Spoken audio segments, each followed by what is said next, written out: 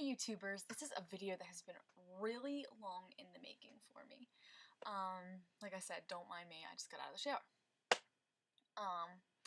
But it's about drugstore foundations. My sister is getting married in like a year, and we are already on the lookout for the perfect foundation for her getting married. High-end, low-end. I have been buying and trying so many foundations on myself to get ready for her because she wants me to do her makeup for her for the wedding, which I'm really excited and I'm really honored.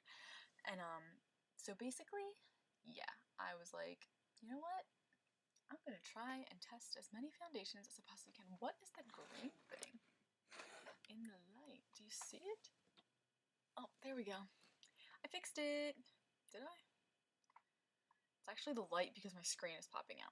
Anyway, but yeah, this is gonna be really long, so I'm just gonna get into it right now, starting by brand. And like I said, this is just a disclaimer. I am super pale with super dry skin.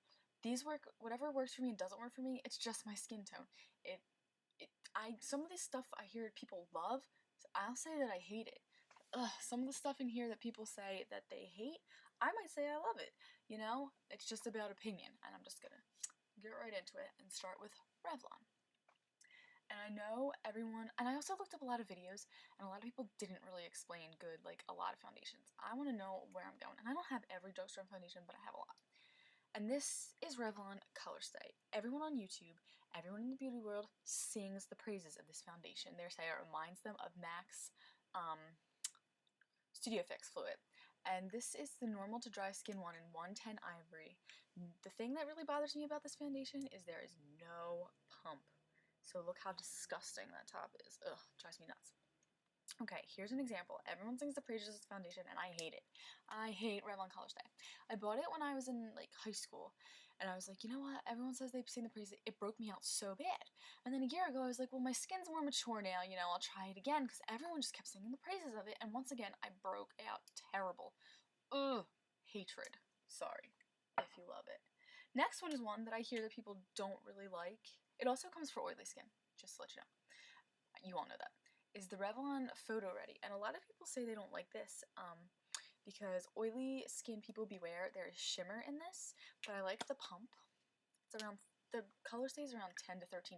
This one's around $13. I love Revlon Photo Ready. I've been wearing it every day. Maybe it's because I just have really dry skin, but the shimmer makes me look kind of luminous. I kind of like it. You actually get 30 milliliters, and like I said, oily people and people who don't like shimmer beware, but I really like it. The staying power is great.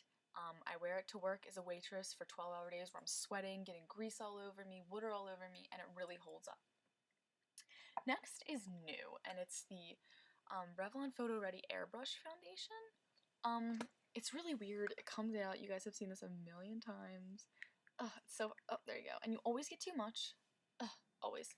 And this one, everyone says it comes with the bubbles, and then you pop the bubbles, and they all, like, turn into liquid, and then, you always just get too much. And everyone compares it, and then it turns into a liquid, to the actual Revlon Photo Ready foundation, but I'm not gonna lie, the lightest color they have, it's a little orange on me. I actually think this has a little more luminosity than the regular Photo Ready does for some reason. I don't know if you can tell, but it's pretty luminous. I think it's more luminous than the regular, and I actually think it's thinner.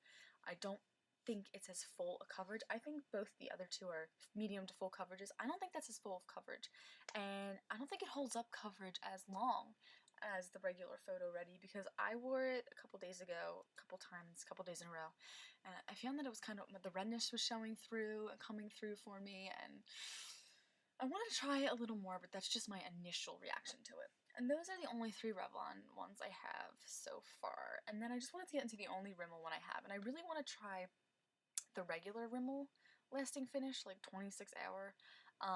Because Emily Noel, she always raves about it. But the color 100 Ivory, I can already tell is just too orange for me. So I don't even buy it. So I got the Stay Matte 100 Rimmel. Shake it up. But this is still too orange for me. Rimmel just makes, like, really orangey foundations, in my opinion. Oh, my hair is just so frizzy after the shower. I'll just throw it back there. This also broke me out really bad. This is back when I was going, like, the matte faces were, like, really in, and now luminous is kind of in, so I'm not as into it. but it did give you a pretty good matte finish, but the only thing is it broke me out really bad. And this, I think, is around like $7 to $8. Oh, the new gimmick they have going on for Photo Ready is it's like $13, $14. Next is one that I only have. It's Sally Hansen Skin Equalizing Makeup. I think you can get this at the drugstore. And I actually really like this. It has a pretty medium coverage, and it just basically evens out your skin tone in a really nice way. I think it's around $6 or $7 in the drugstore. I don't know if they have it anymore, so that's why I'm not going to touch on it for very long. But if they do, this is a pretty decent 3.5, 4 out of 5 stars. I'll start doing a starring system for you guys. So for this, I'd give 2 out of 5 for Revlon Photo, the airbrush stuff. I'd give 5 out of 5 to the Photo Ready because I love it. 1 out of 5 for the Color Stay, and 1 out of 5 for the Rimmel Stay Matte. Next is the Neutrogena Healthy Skin Exclusive SPF 20 makeup, and everyone says that this is the dupe for NARS Sheer Glow, which I've never used, so I cannot say. And I have it in the shade 10 Classic Ivory, and I really like this. I'd give it 4 out of 5 stars. I find that sometimes it can be a little wear off a little bit. My redness will show through a little bit by the end of the day, and this is kind of expensive, $13 to $14. But I do like it. No pump though. Down for all. You guys are gonna think I'm weird, but I actually really like this. It's the NYC Smooth Skin Liquid Makeup, and this is like really thick in this bottle. This is like $2.99, but I actually like it. I can't explain to you, like, this isn't even like a liquid. It's almost like a mousse. Like, look at it in the bottle.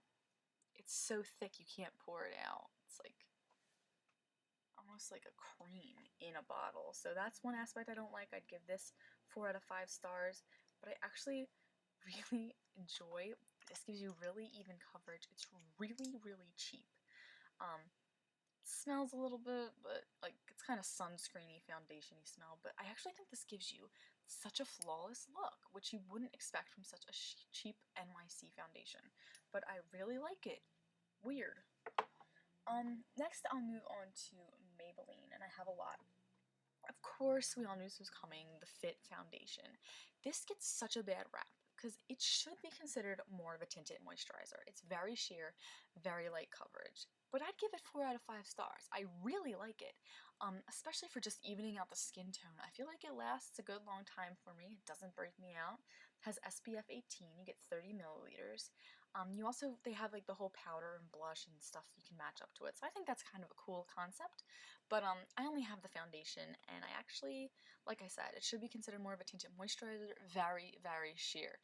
If you're looking for a medium to heavy coverage, don't go for this. But I enjoy it, as many people get, in a tiff about it. They don't like it.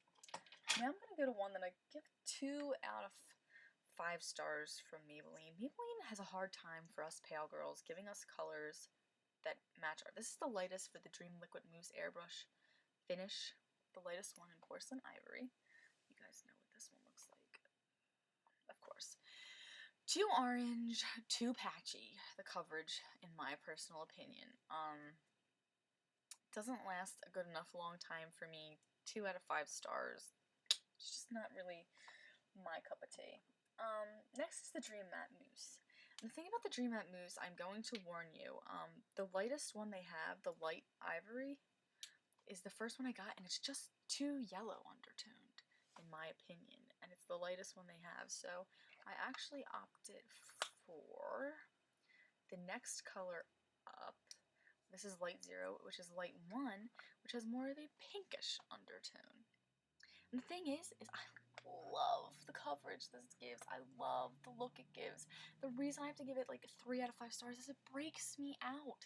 But I love it so much. I wish I could wear it more. I can only like wear it once in a while, or else I get like cystic pimples right here. It's just around like $8. I really wish it worked better for me. Next is the Dream Smooth Mousse, and everybody sings praises about this, but I'm going to give it 2 out of 5 stars. First of all, it's kind of greasy and weird the way it comes in the pot. Very orangey again on Maybelline's part for the lightest shade. Why they despise us pale ladies, I don't know. But It's 2 out of 5 because I just find it sometimes too drying for my dry skin. Like, I'll put moisturizer on and it'll still kind of cling to those flakes that you thought you got off, but apparently you did. This can find them for you, in my opinion. I know a lot of people on here, like, I guess people with, like, oily skin really sing the praises of the Dream Smooth Mousse.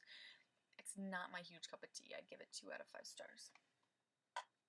Next is the Maybelline Instant Age Rewind Eraser. Once again, pale ladies beware. This is so orange on my skin.